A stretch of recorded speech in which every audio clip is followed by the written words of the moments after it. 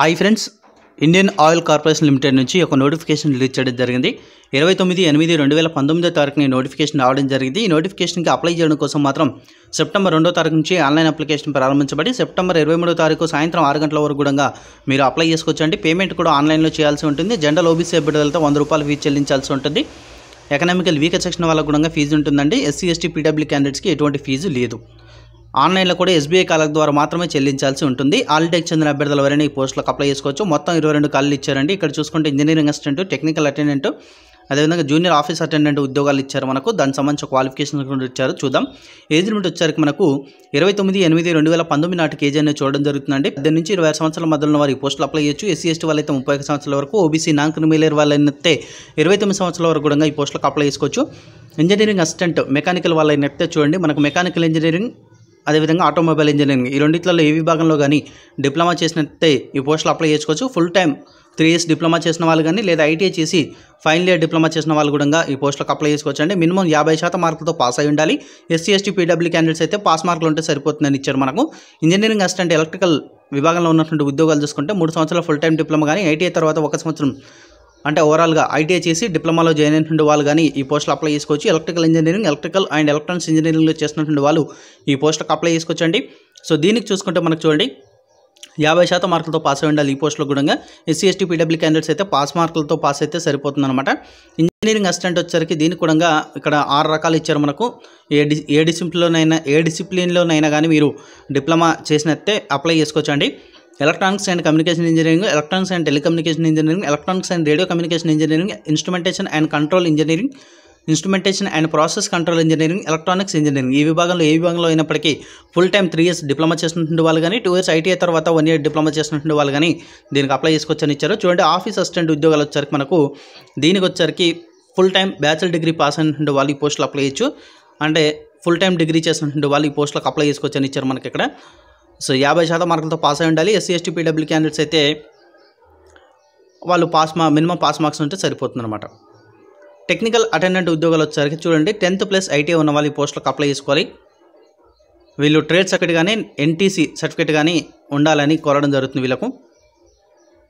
So ITI trade వచ్చేసరికి చూడండి మనకి ఇక్కడ ఏ ట్రేడ్స్ ఉన్న వాళ్ళు దీనికి అప్లై చేసుకోవచ్చు అంటే ఇక్కడ అన్ని ట్రేడ్స్ ఇచ్చారు మనకు.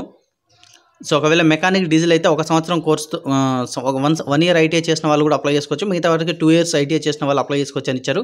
పే స్కేల్స్ అదేవిధంగా పే అండ్ పాక్స్ అని ఇచ్చారు చూడండి మనకి ఇక్కడ. శాలరీ చూసుకుంటే ఇంజనీరింగ్ అసిస్టెంట్ ఉద్యోగాలు, జూనియర్ ఆఫీస్ అసిస్టెంట్ ఉద్యోగాలు గ్రేడ్ 4 విభాగంలో ఉన్నటువంటి వాళ్ళకు 11,900 నుంచి 32,000 వరకు శాలరీ ఇవ్వడం జరుగుతుంది. సో దాంతోపాటుగా మీకు డైర్నెస్ అలయన్స్, హౌస్ రెంటల్ అలయన్స్, ఈ అలయన్స్లు కూడా ఇవ్వడం జరుగుతుందని ఇచ్చారు మనకి ఇక్కడ. సో అలయన్స్లు అన్నీ కలుపుకుంటే మనకు అప్రాక్సిమేట్లీ కొంత ఎక్కువగానే వస్తుంది మనకి శాలరీ. ఒక 5,000 అనేది శాలరీ ఇంక్రిమెంట్ అయ్యే అవకాశం ఉంటుందండి. తర్వాత టెక్నికల్ అటెండెంట్ ఉద్యోగాలు వచ్చారు చూడండి 10,500 నుంచి 24,500 వరకు శాలరీ ఇవ్వడం జరుగుతుంది మీకు. కట్ ఆఫ్ డేట్ అంటే ఏజ్ కానీ దానికి సంబంధించిన వివరాలన్నీ కూడా క్వాలిఫికేషన్ కానీ 29/8/2019 నాటి కంప్లీట్ అయ్యి ఉండాలండి. క్వాలిఫికేషన్ వచ్చేసరికి అప్లికేషన్ ఫీజు ఆల్రెడీ నేను చెప్పాను ₹100. జనరల్ ఎకనామికల్ వీకర్ సెక్షన్ వాళ్ళు ఓబీసీ వాళ్ళకి ₹100 ఉంటుంది. ఎస్బీఐ ఖాళీల ద్వారా పే చేయాల్సి ఉంటుంది. ఎస్సీ ఎస్టీ పీడబ్ల్యూ క్యాండిడేట్స్కి ఎటువంటి ఫీజు లేదండి.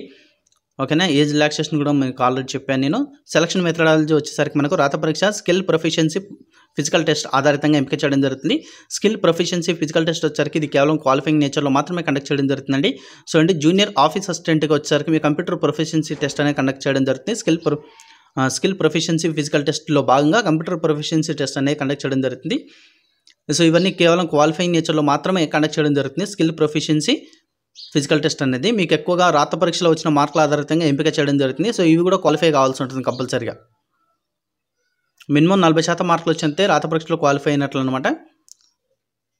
ఎస్సీ ఎస్టీ ఎక్సర్వీస్మెన్ పీడబ్ల్యూ వెళ్తే 30% మార్కులు వస్తే క్వాలిఫై అయినట్లు అనమాట. సో రాత పరీక్షలో వచ్చినటువంటి మెరిట్ ఆధారితంగా ఒక పోస్టుకి 5 చొప్పున ఈ యొక్క స్కిల్ ప్రొఫిషియన్సీ ఫిజికల్ టెస్ట్ అనేది ఎంపిక చేయడం జరుగుతుందండి. రాత పరీక్ష వచ్చేసరికి మనకి ఇక్కడ చూడండి 100 ప్రశ్నలు ఇచ్చారు. 100 ప్రశ్నలు వస్తాయని చెప్పడం జరిగింది. మీకు రాంగ్ ఆన్సర్ కనుక ఇచ్చినట్టే ఎటువంటి నెగిటివ్ మార్క్ కూడా లేదని చెప్పడం జరిగింది. సో ఈ 100 ప్రశ్నలు కూడా ఫస్ట్ ఇంజనీరింగ్ అసిస్టెంట్ వచ్చరికి 75 ప్రశ్నలు వచ్చరికేమో ఆ యొక్క డిసిప్లిన్ డిప్లొమా లెవెల్ నుంచి 75 ప్రశ్నలు రావడం జరుగుతుంది. 25 ప్రశ్నలు వచ్చరికి general aptitude and reasoning and general English, numerical aptitude and general knowledge కలిసి రావడం జరుగుతుంది. అంతే జూనియర్ ఆఫీస్ అసిస్టెంట్ వచ్చరికి 100 ప్రశ్నలు రావడం జరుగుతుందండి. ఈ 100 కూడా general aptitude, reasoning, general English, numerical aptitude, general knowledge కలిసి రావడం జరుగుతుంది. టెక్నికల్ అటెండెంట్ వచ్చరికి ఇందులో 100 ప్రశ్నలు రావడం జరుగుతుంది. ఆబ్జెక్టివ్ టైప్ క్వశ్చన్స్ అన్ని కూడా 70 ప్రశ్నలు వచ్చరికి ఐటీఐ డిపార్ట్మెంట్కి రావడం జరుగుతుంది. తర్వాత 25 ప్రశ్నలు వచ్చరికి general aptitude, reasoning, general English, numerical aptitude, general knowledge కలిసి రావడం జరుగుతుంది. సో మీకు ఓవరాల్గా 1.5 అవర్ టైం లిమిట్ ఇవ్వడం జరుగుతుంది. మీకు ఎటువంటి నెగిటివ్ మార్క్ లేదని ఇచ్చారు ఫ్రెండ్స్. సో ఆల్రెడీ మీకు ఒక విషయం ఆల్రెడీ నేను thumbnail-లో చెప్పడం జరిగింది. ఏంటంటే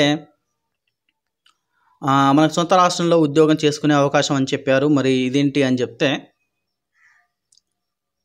సో మనకు ఇచ్చారండి. ఇక్కడనే ఇచ్చారు, చూపిస్తాను. ఇక్కడ చూడండి, మనకు మొట్టమొదటిగా డాక్యుమెంట్స్ ఏమేమి కావాలని ఇచ్చారు. మనకు ఫుల్ టైం డిప్లొమా చేసినటువంటి సెమిస్టర్ వైజ్ మార్క్ షీట్స్ అన్నీ కూడా, సర్టిఫికేట్స్ కూడా మీరు డాక్యుమెంట్ వెరిఫికేషన్ టైంలో సబ్మిట్ చేయాల్సి ఉంటుంది. జూనియర్ ఆఫీస్ అసిస్టెంట్ వచ్చరికి దీని కూడా ఫుల్ టైం బ్యాచిలర్ డిగ్రీ అని చెప్పామండి. సో ఇయర్ వైజ్గా మార్క్ షీట్స్ అనేది సబ్మిట్ చేయాల్సి ఉంటుంది. టెక్నికల్ అటెండ్ అయితే దీనికి సంబంధించినటువంటి ట్రేడ్ సర్టిఫికేట్ అనేది సబ్మిట్ చేయాల్సి ఉంటుంది. ఇక్కడ చూడండి, జనరల్ ఇన్స్ట్రక్షన్స్ దగ్గర మనకు సెకండ్ పాయింట్ ఇచ్చొచ్చు అండి. Service is transferable to anywhere in India. Service is transferable to anywhere India అంటే మనకు మన ఏపీలో కూడా అవకాశం ఉంది కాబట్టి ఒక సంవత్సరం కానీ 2 సంవత్సరాలు కానీ సర్వీస్ చేసిన తర్వాత ఇక్కడ ఖాళీ ఏర్పడగానే మీరు ఆ ఏపీకి ట్రాన్స్ఫర్ చేసుకునే అవకాశం ఉంది. సో సొంత రాష్ట్రంలో ఆ విధంగా ఉద్యోగం చేసుకునే అయితే అవకాశం ఉందని చెప్పడం జరిగింది ఫ్రెండ్స్. సో మీరు ఏపీకి కూడా ట్రాన్స్ఫర్ చేసుకునే అవకాశం ఉందన్నమాట. ట్రాన్స్ఫర్ ఎక్కడైనా చేసుకునే అవకాశం ఉంది. సో ఫ్రెండ్స్, ఇది ఈ వీడియోకి సంబంధించినటువంటి ఇన్ఫర్మేషన్. కేంద్ర ప్రభుత్వ ఉద్యోగం సాధించాలనుకున్న వరకు ఒక మంచి అవకాశం అండి. పోస్టులు తక్కువగా ఉన్నాయని మాత్రం అనుకోకండి. సో ప్రతి నోటిఫికేషన్ పెట్టే బాధ్యతగా అందరికీ తెలియజేయాల్సిన బాధ్యతగా మేము వీడియోలు పెడుతూ ఉంటాం. సో డిగ్రీ వాళ్ళకు, ఐటీఐ వాళ్ళకు, డిప్లొమా వాళ్ళకు ఈ యొక్క నోటిఫికేషన్ ఉపయోగపడుతుందని నేను ఆశిస్తూ మరొక వీడియోలో మీ ముందు ఉంటాను ఫ్రెండ్స్. మీకు ఈ వీడియో కనుక నచ్చింది అనుకుంటే లైక్ చేయండి, తప్పకుండా వీడియోని షేర్ చేయండి, నన్ను ఫాలో అవ్వండి. Thanks for watching.